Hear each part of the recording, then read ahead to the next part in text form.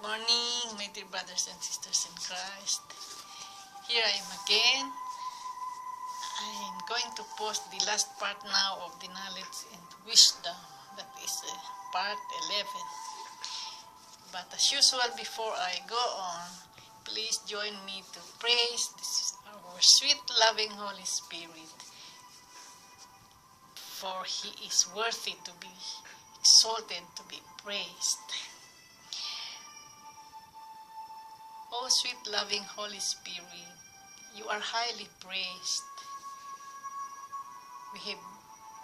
You have made us rich through your spiritual gifts to us and glorious power coming from heaven. O sweet, loving Holy Spirit, we love you so much. You should be highly exalted, you white dove, humble and pure, who points us to the Father of the universe, our infinite Creator. O sweet, loving Holy Spirit, we love you so much. You are full of mighty power. You come from the throne of glory, so powerful that creates life. And now you are creating a new life. Glory be to God, the Father, the Son, the Holy Spirit. Hallelujah. Amen. So, this is the last part so that I can begin the evangelization. So, I start here.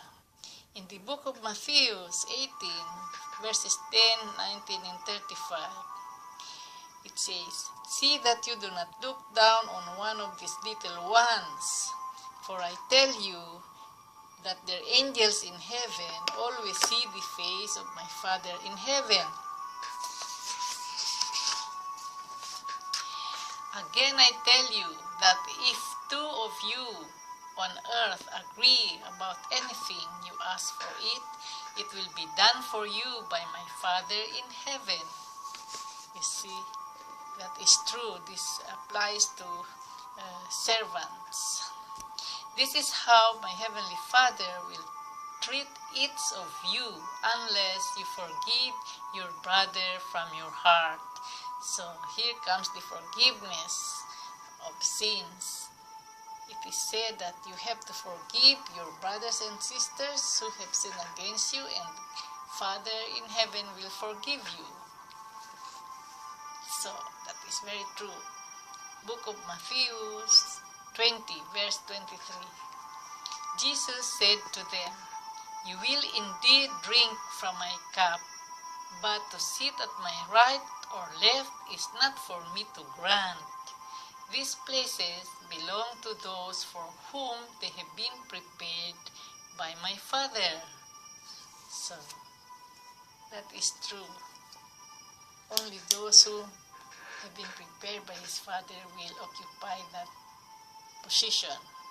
So, book of Matthew 25, verse 33. "He will put the sheep on his right and the goats on his left." So, this will come on Judgment Day. Separation of the righteous from the unrighteousness. From the sheep on his right are the righteous one, are the true children of God, and the goats on the left side are the wicked who perish, who are his enemies, who do not follow and believe in his word that will come. So, book of Matthew 25, verse 34. "Then the king will say to those on his right, 'Come, you who are blessed by my Father, take your inheritance, the kingdom prepared for you since the creation of the world.'" So that is then the final say. The reward will be this inheritance, the kingdom of God. And these were prepared for those who are the remnants of Israel, descendants of Jacob, who live righteously by faith. So this is next to the last to the second to the last. Matthew 26, verse 29 and 53. I tell you, I will not drink of this fruit of the vine from now on until that day when I drink it anew with you in my Father's kingdom. And that is when the new kingdom of God is formed, with the new earth, new heaven, new creation. Then he will begin again to have this Eucharistic ritual with the drink of the fruit of the vine. It will soon take place. So verse 53. Do you think I cannot call on my Father, and he will at once put at my disposal more than 12 legions of angels? So that is very true. I believe in it because he is super powerful. There's nothing impossible to him. So, Book of Matthew 28, verses 18 to 19. Then Jesus said to them, all authority in heaven and on earth has been given to me. Therefore, go and make disciples of all nations, baptizing them in the name of the Father and of the Son and of the Holy Spirit, and teaching them to obey everything I have commanded you. And surely I am with you always, to the very end of the age. So that is now to be felt. He will soon come, and the golden age era is in fact beginning. They are here on earth, the angels and the ascended masters. The last message is about the ancient cosmic team, wherein I am involved because I originate from the cosmic. I believe in it, and my soul is already fully awakened, so I am a partner of this new creation. The golden age era will be a era very much different from the old system, from the old paradigm, in which the lies, no truth at all, distortions, fear, no love at all, all negative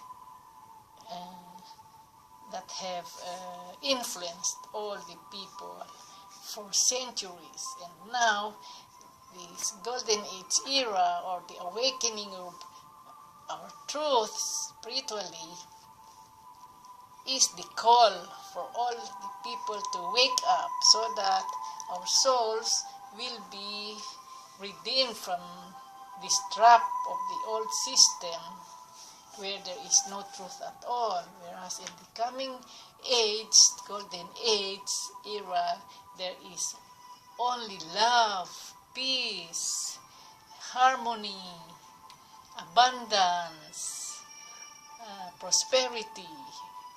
These things will happen because the leaders that will be put in the government will obey God. So that's the end of this part 11.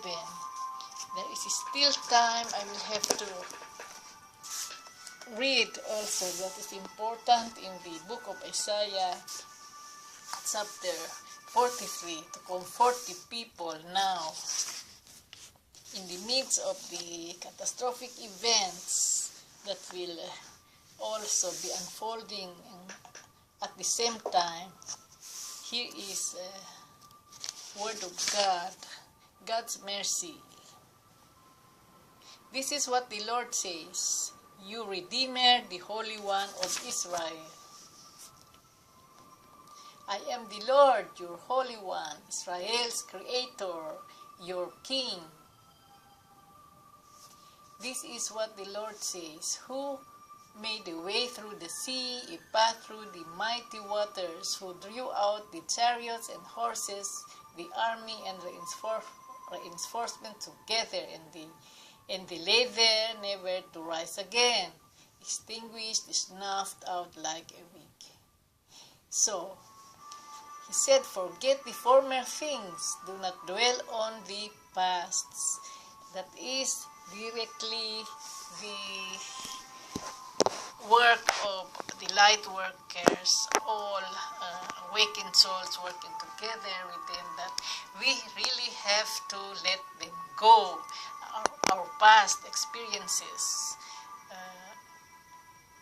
because if it cannot be done, then the awakening of our souls will take long. So there is a need to make a campaign for this. I thought of launching today a sort of evangelization per online, wherein those who believe in what I am preaching and want to awaken their souls, then I will lay my hands, because that is the truth. You will know the truth if there is something has happened when you worship God, and then in this position during blessing, that is the manifestation of being freed from this old system, from their beliefs, traditions, etc. So because the Spirit of the Lord will be the one to guide you when you receive it, then you are the so-called born again or a convert Christian. Then you will have awareness or consciousness of Christ, of doing good to all, of loving, because it is the Spirit that is in you that will lead you. I'm talking from experience, because without it, it is very hard to really do love, good things, even if we are already insulted. I have experienced it. So because if you read in the book of Galatians 5, 16 to 17, the life in the Spirit, these two things, the flesh and the Spirit, are at war in ourselves. We don't know that there is war between. That's why sometimes we don't know where to go. Sometimes we have already decided to go there, and then we change it, because of the absence of the Spirit in you. Then the flesh desires are still on top of the desire of the Spirit to do love, to do good and everything. That is very true. That's why in my case, it says in Galatians 5 verse 20, I have already crucified myself, that I live no more for me but for Christ. That should be the goal of each and everyone, and then you will have the chance to become master, as being taught now here. Because to be a master is really something. It requires a continuous serving God, learning, continuous searching for knowledge and wisdom. And in that case, you must have become a saint. That means you must have undergone all the purifications that will lead you to sainthood.